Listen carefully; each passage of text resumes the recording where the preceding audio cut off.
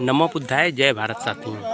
अभी आज मैं आ चुका हूँ कैमूर जिला भभुआ अधौरा प्रखंड में प्राचीन धरोहर महादेवी बुद्ध विहार, देवी टाणी झड़पा अधौरा कैमूर बिहार। तो यहाँ पर देखिए बहुत पुराना बुद्ध विहार है, यहाँ पर बिखरा हुआ है, बुद्ध विहार का अवशेष बिखरा हुआ है। इसी के लिए यहाँ पर आज बौद्ध धर्मावलंबी यहाँ पर जुटे हुए हैं और यहीं पर देखिए यहाँ पर कार्यक्रम शुरू किया जा रहा है और कार्यक्रम शुरू करने के में पहले त्रिशरण और पंचशील किया जाएगा वैसा ही उसका जो है सोच पैदा होता है और फिर इसके बाद जो होगा आगे दिखाएंगे आपको।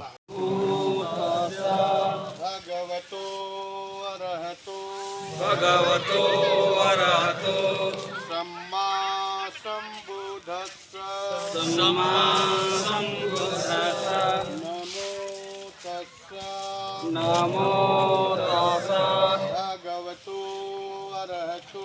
भगवतो अरहतो सम्मा सम्बुद्धस्स नमो तस्स भगवतो अरहतो सम्मा सम्बुद्धस्स बुद्धं शरणं गच्छामि धम्मं शरणं गच्छामि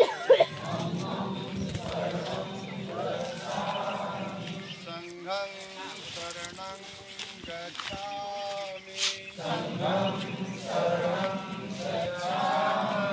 द्वितीयंपि बुद्धं शरणं गच्छामि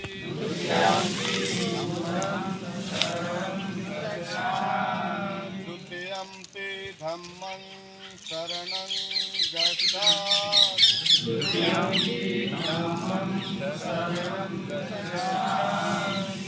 द्वितीयंपि संघं शरणं गच्छामि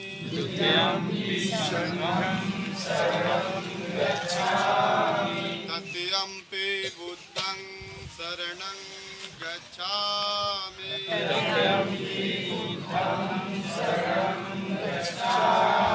तृतीयंपि धम्मं शरणं गच्छामि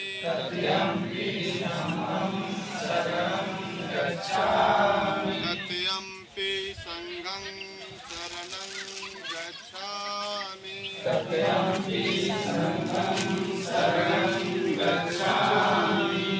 पंचशील पाणातिपाता वीरमणि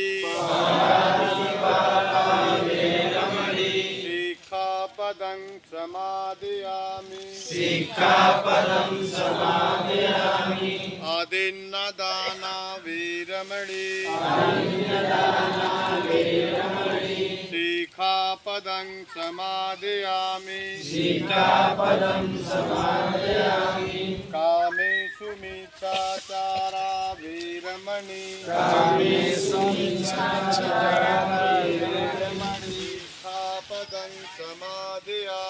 सिक्खापदं समादयामि मुसावादा वीरमणि सिक्खापदं समादयामि सुरामेरयमज्ज ममादठाना वीरमणि सिक्खापदं समादयामि बुद्धं नमामि धम्मं नमामि संघं नमामि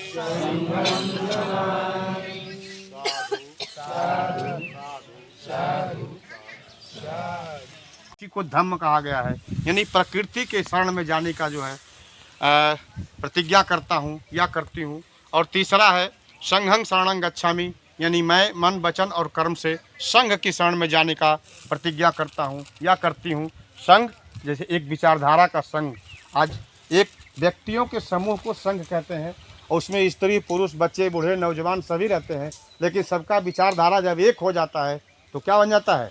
संघ बनता है। और ऐसे संघ की शरण में रहना चाहिए, हर व्यक्ति को संघ में रहना चाहिए।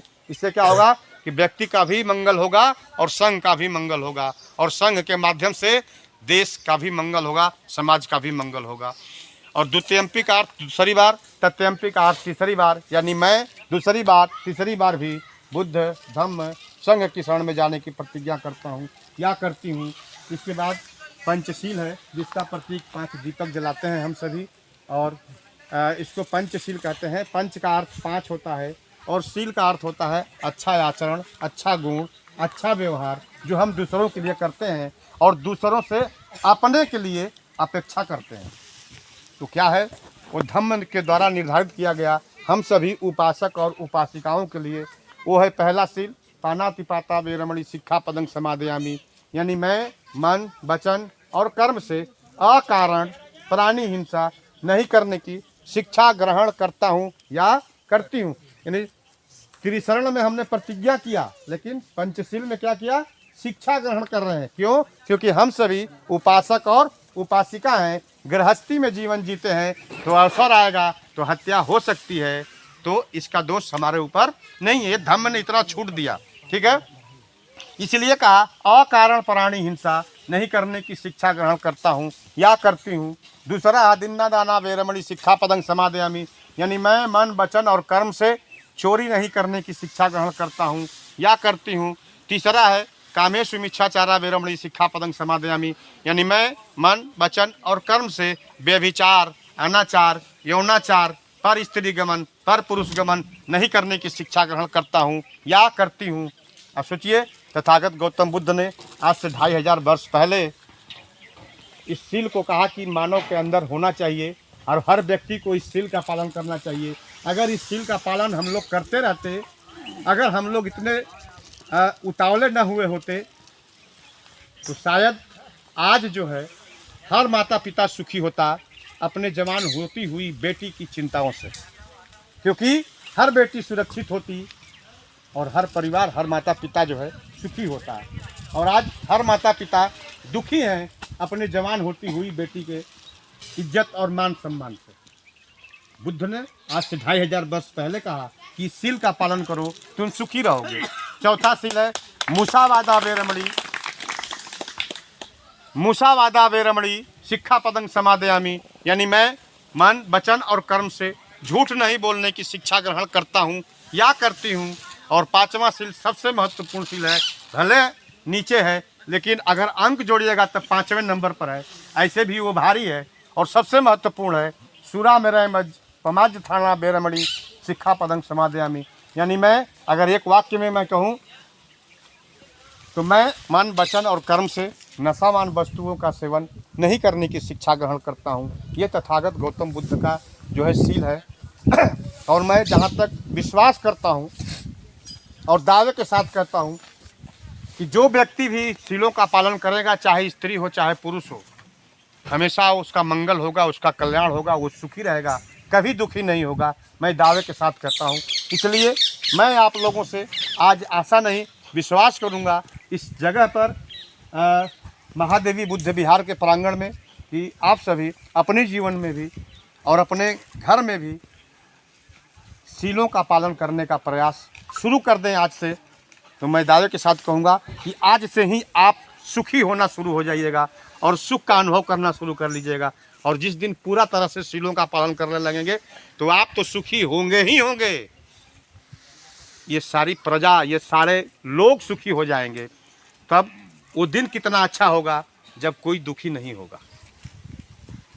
अंत में हम लोगों ने कहा बुद्धं नमामि, धम्मं नमामि, संघं नमामि, यानी ऐसे आप जो लोगों के अंदर बुद्धि है, एक दूसरे की बुद्धि, ज्ञान और शिक्षा को हम नमन करते हैं।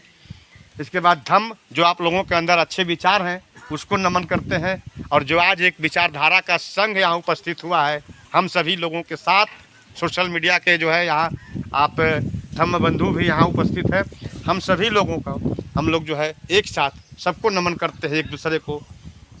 और साधु साधु साधु का अर्थ होता है कि अभी हमने जैसा कहा अभी हमने जैसा कहा, आगे मेरे द्वारा वैसा ही होगा, आगे मेरे द्वारा वैसा ही होगा, आगे मेरे द्वारा वैसा ही होगा। और इसको एक शब्द में बोलते हैं हम लोग, अच्छा हो, अच्छा हो, अच्छा हो। ठीक है, इसी के साथ आप लोग बैठे रहेंगे। अब मैं आमंत्रित कर रहा हूँ माननीय संतोष कुमार मौर्य जी, आप आए और 10 मिनट का जो है हम लोग मेडिटेशन